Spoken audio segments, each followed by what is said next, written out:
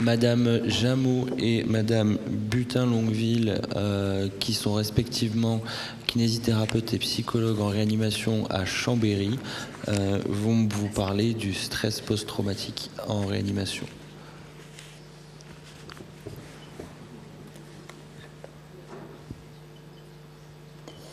Bonjour à tous, merci pour le comité d'organisation de nous avoir permis de communiquer aujourd'hui. Merci aussi à ma collègue Marie-Caroline qui s'est laissée convaincre pour venir avec moi représenter les kinésithérapeutes. Donc on va vous aborder aujourd'hui le syndrome de stress post-traumatique en réanimation. Donc comme vous l'a dit monsieur, donc je suis Virginie Butin-Longueville, je suis psychologue et docteur en psychologie, donc je vais vous faire part aussi de résultats de certaines recherches qui ont été menées dans le service de réanimation et je travaille aussi en USC. Et donc Virginie m'a déjà présenté, moi c'est Marie-Caroline Jameau, je suis kinésithérapeute au CHMS de Chambéry. Je la remercie d'ailleurs de m'avoir convaincue. Et en fait, j'ai une petite particularité au niveau de mon poste, puisque je suis fixe en réanimation et USC. Et j'ai aussi un mi-temps qui me permet de me déplacer dans tous les services de l'hôpital pour faire des remplacements. Donc je vous en reparlerai au cours de la présentation. Nous n'avons aucun conflit d'intérêt à déclarer en rapport avec cette présentation. Donc pour organiser un peu notre présentation, vous donner un peu le plan de comment on va organiser cette présentation. On va tout d'abord bien définir ce que c'est qu'un syndrome de stress post-traumatique, parce que c'est un terme qui est quand même pas mal galvaudé dans la littérature et il s'agit bien sûr le définir. Parler des spécificités de ce syndrome-là en réanimation, pourquoi il est autant présent et pourquoi il y a autant d'éléments traumatogènes dans l'hospitalisation en réanimation.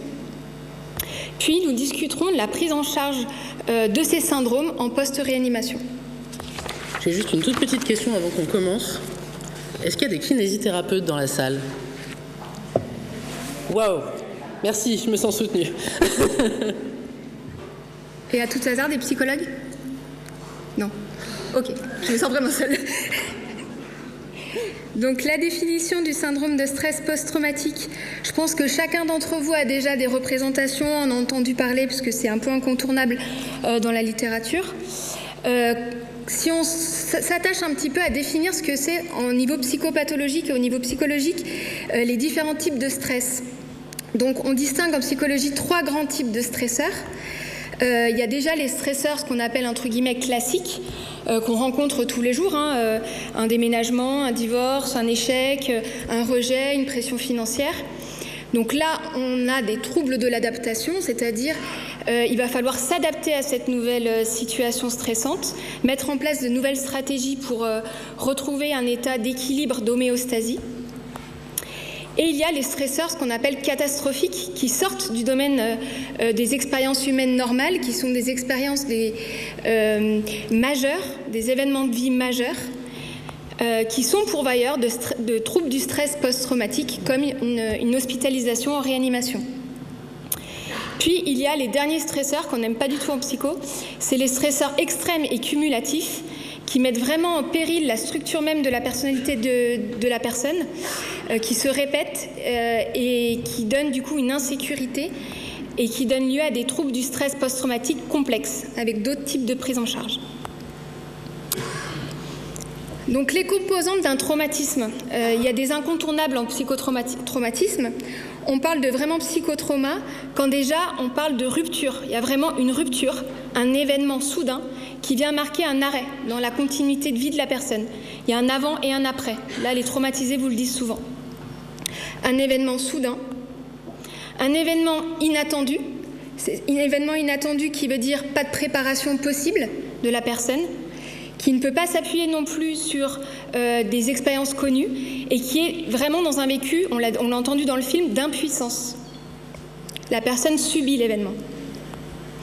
Un événement inédit, donc la personne n'a pas de repères et ne peut pas s'appuyer sur des expériences et des connaissances ou des compétences face à cet événement. Et un événement perturbateur, puisque vraiment l'équilibre de la personne est vraiment perturbé. Elle ne peut pas fonctionner comme elle fonctionnait auparavant. Il va falloir qu'elle mette en place toute une série de stratégies d'adaptation, de mécanismes de défense pour tenir et pour ne pas s'écrouler. Donc là, je vous ai repris un petit peu les symptômes qui sont déterminés dans le DSM-4, notre manuel de psychiatrie, qui répertorie tous les symptômes qui font le diagnostic de syndrome de stress post-traumatique.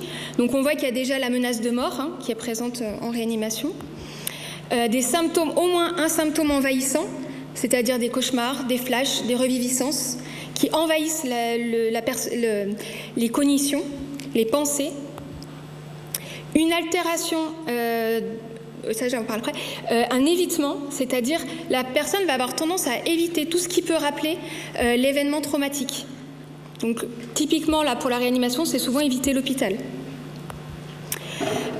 Une altération négative des cognitions et de l'humeur, des personnes tristes, en colère, excessivement en colère.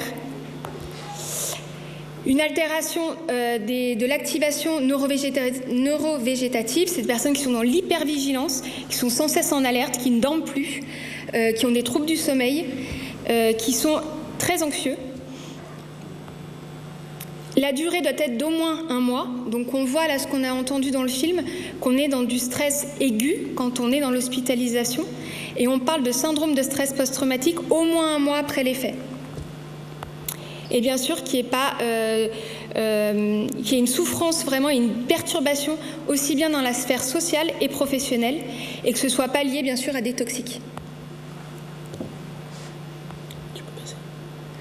Donc dans cet état de stress post-traumatique, on a vraiment une mise en jeu du lien psychocorporel, donc entre le corps et l'esprit.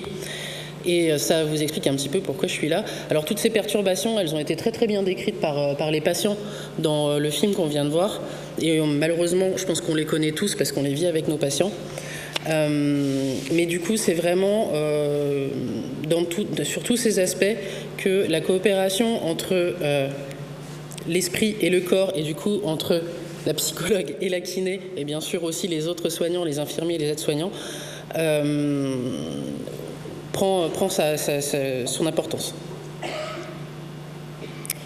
Donc si on s'arrête sur les spécificités maintenant du syndrome de stress post-traumatique en réanimation.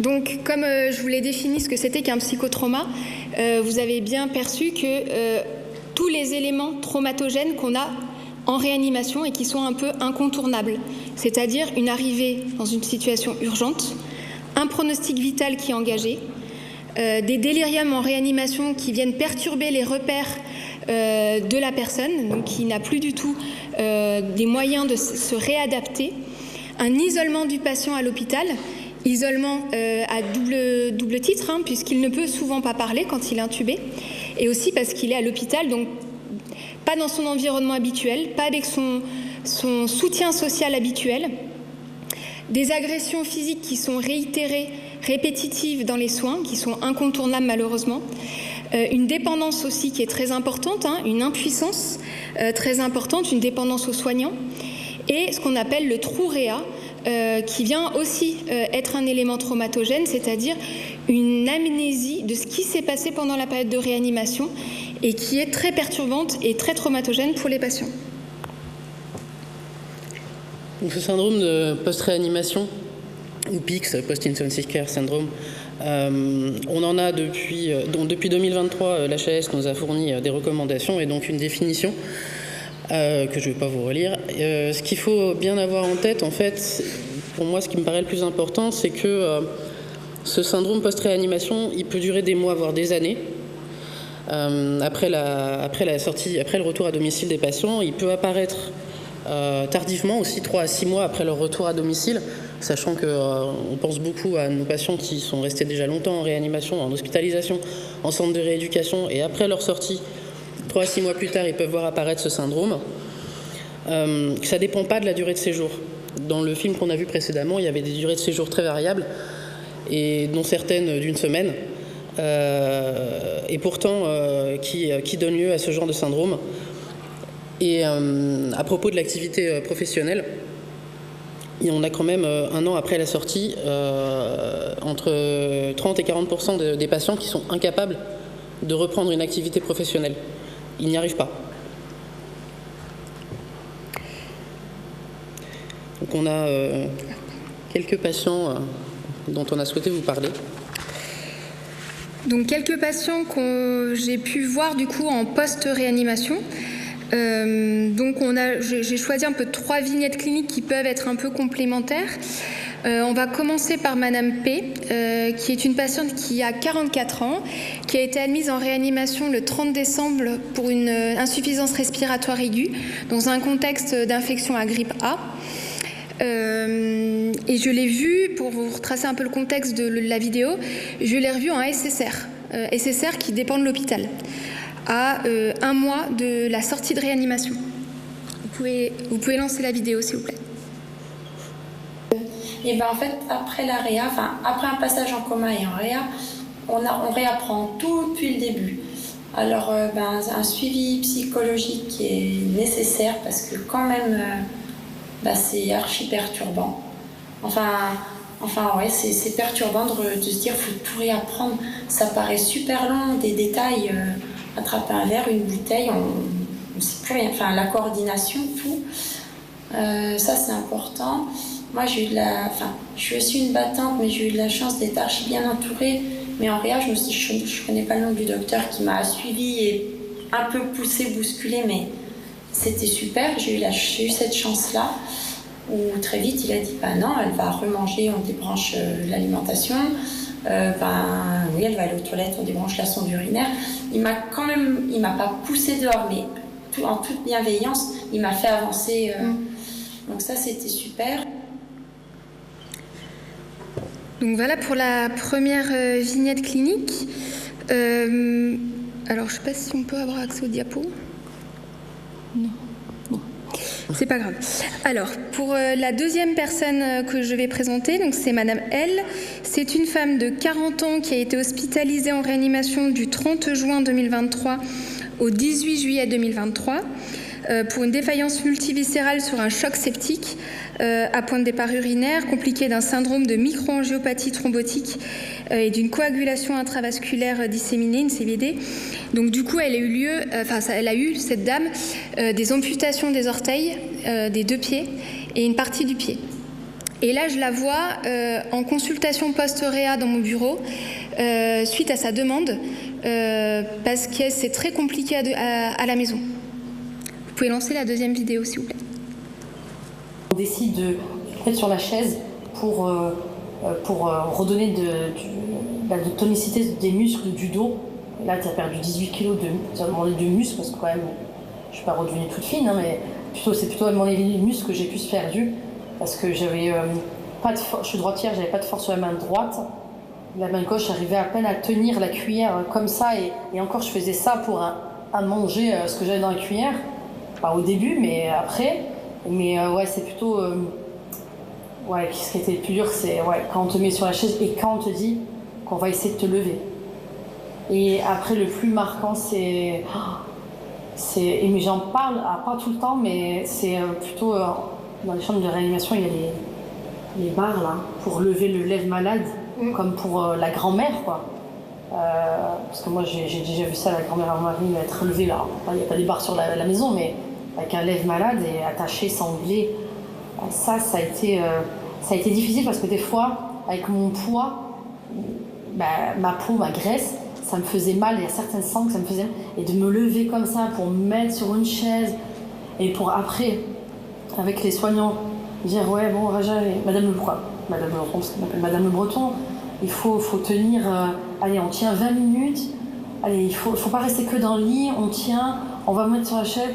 Et moi, je luttais parce que j'avais plus de muscles dans les dos et ça me faisait mal. Donc cette patiente, elle est venue me voir 6 fois en réanimation. Donc elle a vraiment eu une difficulté pour elle aussi à reprendre la vie de tous les jours. Elle a 2 enfants assez jeunes et ça a été compliqué parce qu'elle avait beaucoup de cauchemars justement de ces mobilisations qui l'ont pas mal perturbée. Maintenant, on va passer au troisième vignette clinique qui est un monsieur. mais on va l'appeler Monsieur C. C'est un homme de 73 ans qui est hospitalisé en réanimation du 29 décembre 2021 jusqu'au 15 juin 2022. Donc 6 mois d'hospitalisation en réanimation pour une prise en charge d'une pneumopathie Covid. Vous pouvez lancer la 3e vidéo, s'il vous plaît. Je suis sorti de là, je vois tout. Alors, il y en a qui ont vu, il y en a qui voyaient des belles choses dans le coma. Hein. Moi, j'ai mon cousin qui est resté 2 mois dans le coma. Quand il est revenu, il a eu nickel. Parce qu'il a vu, et on en a discuté, il a vu que des belles choses. Vous avez vu quoi alors dans le coma? Dans le coma, j'ai vu mon petit-fils partir dans un torrent, se noyer dans un torrent. J'ai vu, qu'est-ce que j'ai vu? Ça a été ma fille frapper ma petite fille. Alors ça a été le sommet de la... Ça m'a foutu en bas. Ça m'a vraiment foutu en bas, oui. Ça a été le choc de ma vie. Vraiment un choc. De voir la violence de votre fille sur votre petite fille. Ouais. Donc ça a été le... Je ne sais pas si vous pourrez faire quelque chose pour ça. C'est là le souvenir qui a été le plus traumatisant pour vous? Le souvenir, oui, des souvenirs le plus... moi, j'ai vu ça quand j'étais à la maison là-bas. C'est-à-dire quand vous étiez à la maison? Quand j'étais chez moi. Le soir, je me levais, je partais. À minuit, 1h du matin, 2h du matin, il y avait un flash qui me disait, ma petite fille, ma fille est en train de frapper ma petite fille. Je me levais, j'allais là-bas. Donc on voit à quel point justement ça l'a hanté pendant des mois après. Il se levait dans la nuit comme il le dit et il allait voir sa petite fille en étant persuadé que ces délires qu'il a connus en réanimation étaient vrais, même plus de 6 mois après la sortie de réanimation. Donc maintenant, on va aborder la dernière partie de notre présentation, la prise en charge du syndrome de stress post-traumatique. Donc, la prise en charge, on se dit que plus elle est précoce et plus justement on peut éviter peut-être la survenue de ces syndromes de stress post-traumatique. Donc, comment l'éviter? Déjà, peut-être réduire le stress aigu qu'on connaît en réanimation pendant l'hospitalisation. Alors, on sait moi, je pratique depuis quelques années l'auto-hypnose, l'hypnose, auprès des patients. Ça peut aider parfois à apaiser certains états de choc traumatique aigu. La pratique du journal de bord dans le service, on l'a mise en place depuis 2014. On l'a évalué, c'est-à-dire on a mis en place une recherche pour évaluer l'impact que ça pouvait avoir sur les syndromes de stress post-traumatique. On s'aperçoit que finalement, le journal de bord, il aide surtout les patients à en parler autour d'eux, à en parler à leurs proches et à revenir nous voir aussi. Ça nous aide à garder un lien avec eux. La psychoéducation sur les états de stress post-traumatique, c'est-à-dire prévenir les patients de la possibilité dans l'après-réanimation de connaître ces symptômes-là, de cauchemars, de flashbacks, de troubles du sommeil et qu'ils n'hésitent pas à venir nous voir si c'est le cas. Une évaluation précoce, si on voit qu'il y a vraiment un trauma important. Moi, je sais que systématiquement, avec les patients, j'aborde s'ils connaissent des hallucinations, s'ils ont des délires, et essayer de les accompagner aussi dans la narration de ces délires. On sait que ça a un impact aussi sur le syndrome de stress post-traumatique. Qu'est-ce qu'on peut faire dans l'après-réa? Il y a des techniques d'hypnose qui permettent d'atténuer ces syndromes. On sait aussi que les entretiens post-réanimation sont bénéfiques. J'avais mis en place une recherche GPR Covid avec des groupes de parole pour les anciens patients de réanimation pendant la période Covid. Et on a vu qu'effectivement, ces prises en charge-là aidaient en tout cas à mieux vivre l'après-réanimation. Et la pratique de l'EMDR, je me suis formée il y a quelques années à l'EMDR et il y a vraiment des résultats très intéressants sur les syndromes de stress post-traumatique. En ce qui concerne les kinésithérapeutes,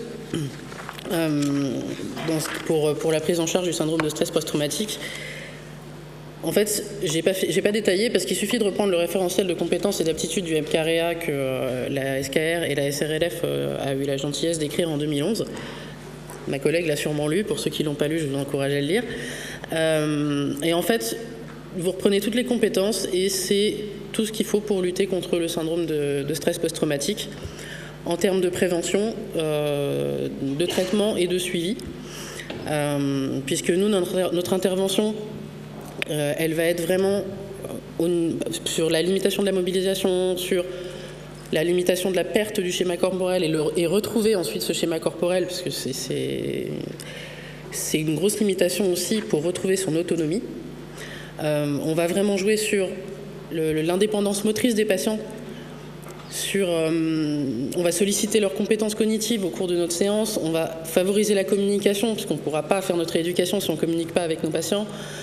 Leur permettre de retrouver une activité physique va aussi leur permettre de retrouver un rythme nictéméral plus rapidement et de pouvoir retrouver une place dans leurs actes de la vie quotidienne, de pouvoir retrouver leur repas aussi, parce qu'on fait aussi de la rééducation, de la déglutition, va permettre de re-rythmer la journée et de leur redonner vraiment un contrôle en fait sur leur état. Et tout ça, en fait, vous pouvez le retrouver dans les recommandations de l'HAS. Et je voulais juste dire un petit mot aussi sur le fait que cet état de stress post-traumatique, on essaie de le traiter, on essaie de le prévenir, mais il a aussi un impact sur la rééducation. Et c'est là, en fait, qu'on travaille beaucoup ensemble avec Virginie, parce que je lui apporte des informations, elle m'apporte des informations qui permettent à chacune de faire avancer nos patients dans nos domaines respectifs, et ensemble. Je vous l'ai dit au départ, déjà, pour moi, les kinésithérapeutes ont un rôle un peu particulier parce que on a cette transversalité qui fait que on est là 5 jours par semaine. C'est à peu près toujours le même intervenant. En ce qui nous concerne à Chambéry, on est 2 ou 3. Donc les patients revoient tous les jours les mêmes têtes. On a vraiment on est vraiment ce point de repère en fait pour les patients. On est formé avec une vision globale du patient, donc on vise toutes les fonctions. Et personnellement, ce que j'adore dans mon métier, c'est que notre rôle, c'est vraiment de faire passer tous les patients du subir. On a vraiment vu ça dans le film qui est passé avant.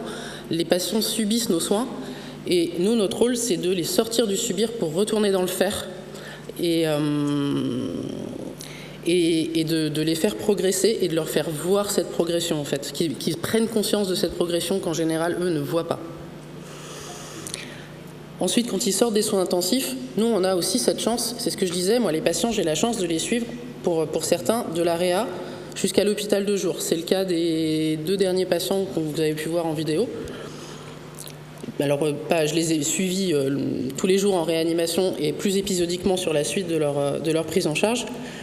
Mais j'avais cet avantage de pouvoir leur donner une vision à long terme, puisque je savais comment allait se passer l'après, je savais comment allait se passer la rééducation, par quelles étapes ils allaient devoir passer, qu'est-ce qui allait les faire passer d'une étape à l'autre, quelles conditions il fallait remplir pour passer d'une étape à l'autre.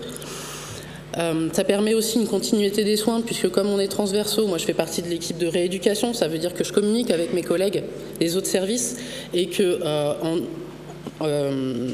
à part les transmissions écrites qu'on fait bien évidemment, on se transmet aussi énormément de choses à l'oral, et quand on se voit, on se re-questionne s'il nous manque des informations, et ça permet vraiment d'être pointu sur la connaissance du patient et de pouvoir le suivre au mieux.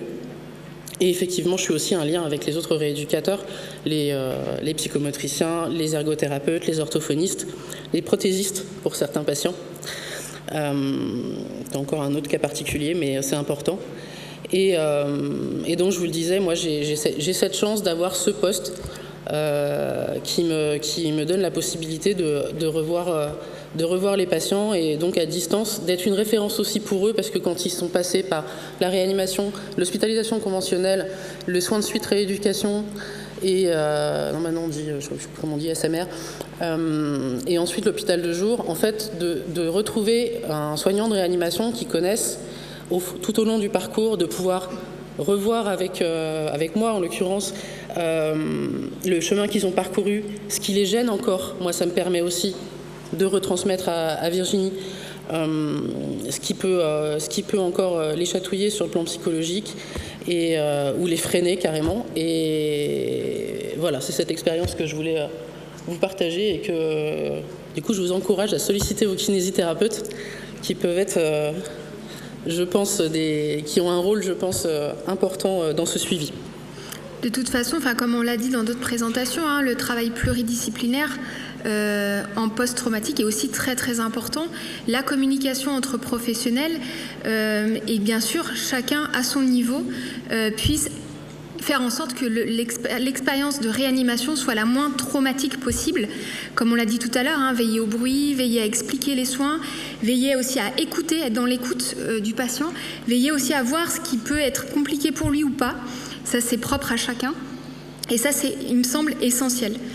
Ce qui ressort un peu des groupes de parole que j'ai menés en post-réanimation auprès des patients de réanimation, c'est qu'ils souffrent en fait d'une rupture, d'un sentiment parfois même d'abandon, ils m'ont parlé même d'abandon pour certains, entre l'hôpital, la réanimation et l'après. Et en fait, c'est cet après, en fait, c'est ce lien, en fait, qu'il nous s'agit, à mon sens, aujourd'hui de tisser pour que les patients ne souffrent plus de cette rupture-là, qui puisse être entendue par des professionnels qui connaissent la réanimation, qui savent expliquer, qui savent reprendre son histoire, qui peuvent aussi avoir connaissance des troubles qu'ils peuvent avoir en post-réanimation.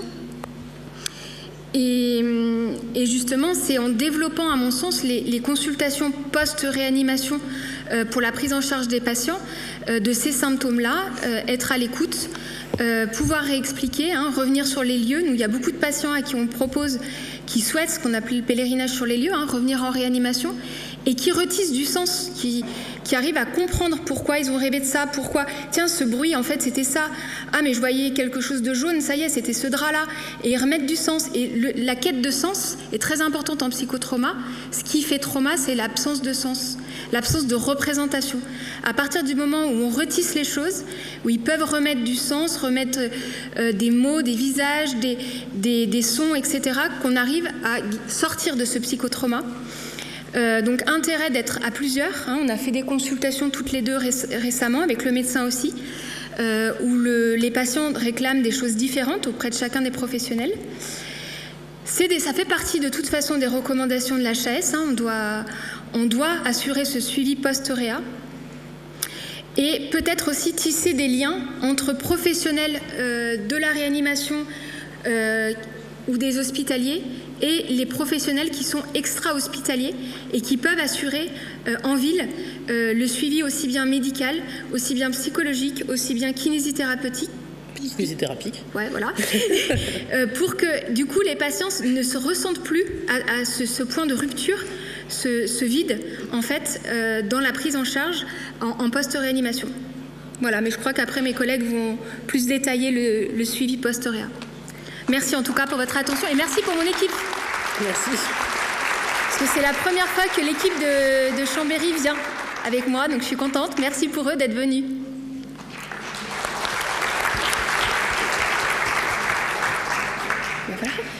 Merci à toutes les deux pour cette présentation très instructive. Malheureusement, pour des questions de timing, on ne va pas pouvoir poser de questions à nos deux oratrices, donc je vous invite à vous rapprocher d'elles autour d'un verre tout à l'heure si vous avez des questions ou des remarques.